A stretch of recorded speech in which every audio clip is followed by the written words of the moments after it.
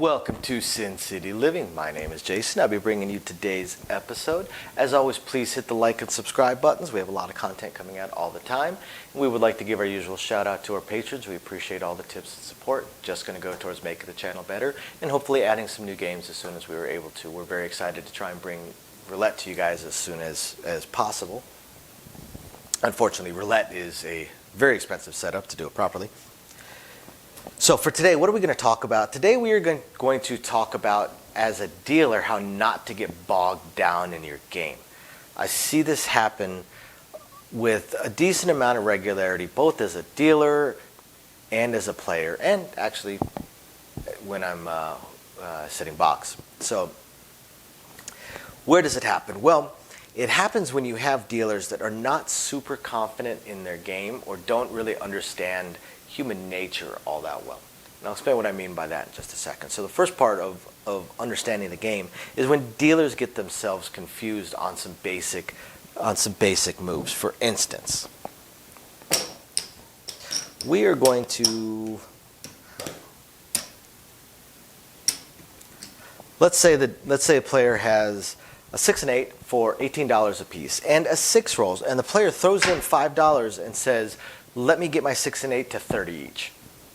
Now, if the dealer has any experience whatsoever on this bet, they're going to hand off $2 and change and they're going to set it up. This is one of those where we're going to do it slightly improper and we're not going to go cutting out the payout and exchanging this, hand it to the box, so on and so forth, because this is actually a standard press, one that we see fairly often. So we know that we need $3 in order to do it. We get the $3, they throw us in 5, we're going to give them 2 change, and we're going to go ahead and set it up. But what I see happen a lot with dealers that are not that strong and are not that familiar with this bet is they freeze. The player throws in their $5, says, I want my 6 and 8 to go to 30 each. And the dealer goes, and now they're trying to figure out, they're trying to calculate in their head what this pays, and they're adding that to it, then they're adding that to it, then they're adding that to it, and then they're thinking, okay, now it says 30, that's 60, and they're just bogged down. They're just standing there staring at it. If you're a dealer and a press occurs that you are not 100% certain on, don't sit there and try and calculate it out in your head. Go the long way, because the long way is going to be the faster way for you right away. So if I was a dealer and that occurred, okay, there's 2 ways to do this depending on how quickly you think. The first way is the player throws in $5 and says, let me get my 6 and 8 to $30 each. Okay, if you think fast enough, you know it pays 21, so you go ahead and cut out 25 for the $4 right here. That way you know you already have a green and you don't have a whole lot of whites left over. Okay, so that's one way of doing it. And then what you're going to do is you're going to build your bet. You're going to build a 30, you're going to build a 30 and go, oh, I've got $2 left, here you go. And then you're going to set it up. That's one way of doing it, if you think fast enough to be able to do that 25 for 4. Depending on the day you've had, how bad your head is hurting, how tired you may be, that may be difficult to, on the spot, go, I'm just going to pay 25 for 4. So what you can also do, player throws in the $5, says take my 6 and 8 to 30 each, and you are not familiar enough with this to be able to instantly do it on the spot. Cut out your payout. Just cut out your payout. Cut it out. You've got $25 right here. That's 30. That's 30. 2 change. We are done. We set it up. We move on to the next player, and then we fix this later. But just cut out the payout into the come, bring all the money out, and build your bets. Just build your bets. Don't sit there and stare at it and hem and haw and try and get creative. If you're not sure, you're not sure. That's fine. Here's another example that I see that this one is pretty easy. You've got a $42 8. The 8 rolls, the player says, take me to 90. I'm just going to throw him $1 and I'm going to set up 90 bucks. Okay? But if you're not sure,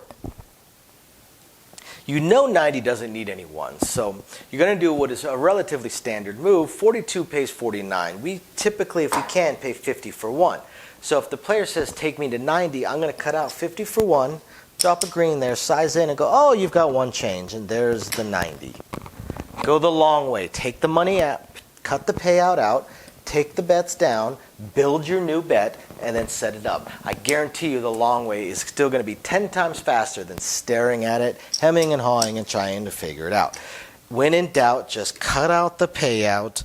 Don't try and get fancy. Just cut it out as best you can. Take all the money out, build your new bets, set them up, and go from there. That's one of the spots that I see players get bogged down all the time. Another spot that I see, or not players, dealers. Another spot that I see dealers get bogged down, and this one really baffles me.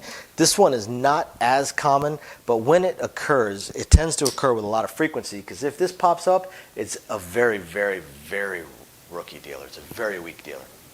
And it's those dealers that, for some reason, want to sit there and quiz the player over and over and over again instead of just doing their job. If an 8 rolls in a situation like this, and now let's say I've got, like, I don't know, a whole bunch of players.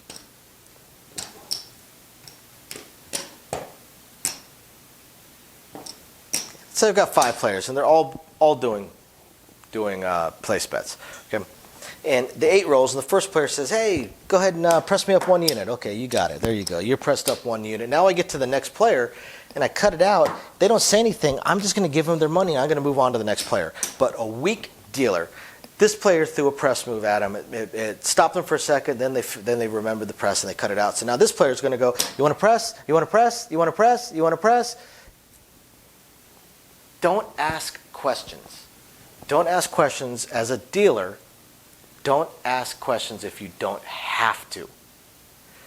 If you are not sure if they want to do a press or not, instead of asking, I pay this player, they say press me 1 unit. Okay, boom, I press them 1 unit. I set it up. I go to the next player, and I go, "Same bet, sir?" and hand it off. You know, I may phrase that like a question, but I'm actually just saying, "Same bet." Or that's exactly what I will do, is just make it a very loud statement. "Same bet." Go to the next player. "Same bet." Go to the next player.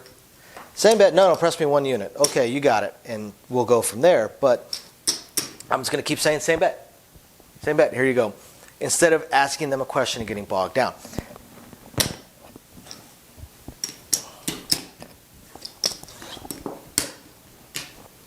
Next one. A come bet. So the 8 rolls. This come travels in, and the dealer goes, "Would you like any odds, sir?" What? "Any odds? Any odds? Would you like any odds?" I don't know what that means. Odds, you can do odds. It's just like a pass line bet. You're allowed to do odds on this. I don't. We just bogged the game down for absolutely no reason. What does proper procedure say? Proper procedure says that we would take the bet down and hand it to them. A good dealer will take the bet down, will do the payout, take the bet down, say, "Would you like any odds, sir?" And if they don't say anything, "Same bet," and we move on to the next player. We don't have time to stop the game for one player that doesn't understand their bet very well. If we finish up, and this happens to me fairly often, I will finish up all these players. I'll look, and the other side has something going on, so that they're still figuring out something over there, so I have time. The dice are not getting ready to move. That's when I'll look at the player and say, "Hey, sir, you can do odds. It's just like a pass line. You know what? Drop me $10. We'll take care of you." All right? And that is huge. I pay this. I pull their money out. "Would you like any odds? Would you like 10 odds, sir?" More often than not, they're going to say yes. I tell them what they want, basically. 10 odds sound good to you? Absolutely. We drop it down. They move on. They're not sure. They appreciate that we're helping them out by giving them a suggestion. We're not suggesting max odds. We're actually suggesting minimum odds. You know, we'll help them out, let them know, "Hey, you can get 10 odds on here." "Oh, okay, cool." Because a lot of times their questions are either they don't know what odds are, they don't know what they're allowed to do, they don't know what their minimum or maximum may be on it. So we just suggest the minimum to them, and we move on from there. It helps them out, it helps us out, it makes the game continue to flow. And that's what I mean with human nature. Human nature is going to be, more often than not, the path of least resistance. A lot of studies have shown within other industries, if you give people a list of choices, they typically take the first or second choice. Google actually knows that. Whoever ends up number 1 and number 2 on a Google search gets something like 85% of all clicks, all click-throughs. And that applies to just about any sales type industry. They understand that they give a list of choices that most people are going to pick the first or second choice. So by human nature, instead of bogging yourself down with a question and waiting on them to answer it, give them an option that they can just say yes or no on and move on. Another one that I see dealers mess up on all the time and just lock themselves up. And again, it's weak dealers. You've got the hard ways. We get a winner 10 roll, so we're gonna turn this light off. Now the dealer that's over there on the stick goes to each individual player and says, working her off, working her off, working her off. And invariably, there's going to be at least one person that has absolutely no clue what they are talking about and is just going to stare at them. And all they're going to do is they're just going to stare at them and keep saying, working her off, working her off. Are your hard ways working her off? And the player is just, a skilled, good dealer or a box, I step into this all the time, is just going to say, your hard ways work unless you call them off. And then I'm going to move to the next person. I gave them the information they need to have. Their hard ways are going to work unless they call them off. And then I'm going to move on to the next person. That phrase right there, hard ways work unless called off, needs to be said 99.9% of the time. And instead, we have the weak dealers that working her off, working her off. By asking them the question, now they hem haw, they're stuck, they're staring at you, and you just stopped for absolutely no reason. By policy, and by the rules of the game, those hard ways work unless they are called off. Period. Period. Dot. End of story. There's no need to continue this big, long drama on it. Don't bog yourself down with something so simple. Hard ways work unless called off. Move to the next person. Now, the flip side to that is another thing that a weak dealer has a tendency to do is they tend to call that very, very quietly. We just had a winner. People are screaming and yelling. The dealer is cleaning up a couple things in here. Maybe it was an easy 10, so they're taking this down. And they're staring down at the layout from about an inch away, and they're mumbling. Hard ways work, let's call it off. Not a single person on that table heard that, except maybe the box. Not a single person. But then they're going to fire the dice out, an easy 8 rolls. The player's going to say, hey, I wasn't working. I called, hard ways work unless you called off. No, you didn't call it, you mumbled it. Big, big, big, big difference. Dealer should very clearly, very loudly yell out, hard ways work unless called off. A good dealer will turn their head and shout it to both sides of the table and make sure everybody hears it. People are screaming and yelling and cheering, and they're usually, half the time they're off, half the time they're on. I'll actually tap the stick right in front of them very loudly to get their attention. The 10th of a second before I yell out, hard ways work unless called off. I want to make sure that the players have the opportunity to call it off. I don't want to bog the game down, so I'm going to make sure to call it out very clearly, very loudly, twice, and then I'm going to move the dice after making sure nobody has any other bets. Instead of sitting there going to each individual person, are your hard ways working, your hard ways working, your hard ways working. More often than not, that's a very silly thing to do, and it's going to slow your game down. Don't bog yourself down with that. Take care of your players. Treat your players well. Do what you can to help your players out, but you have to understand also that one player is not more important than the other 15. Not less important either, but you're not going to bog the game down for one player because you're asking them a question instead of just telling them. Hard ways work unless called off. Period. All right, so these are some simple things that I see a lot of dealers bog themselves down on and slow the game down for. There's absolutely no reason to slow the game down by asking questions or by getting yourself stuck, asking a question that doesn't need to be asked. For instance, do you want to press, do you want to press, do you want to press? So they didn't say press, move on. If if they don't say, I want my hard ways off, then move on. If you clearly call it a few times, move on. Move on. Keep the game flowing. Don't stop the game for every other player. That really frustrates the players. And that is some of the highlights of ways that dealers really bog themselves down in these games and slow themselves down. If you're dealing, please don't do these things. Hope this helps everybody else. Thank you for watching. Please hit the like and subscribe buttons. We'll catch you guys next time. Thanks. Bye.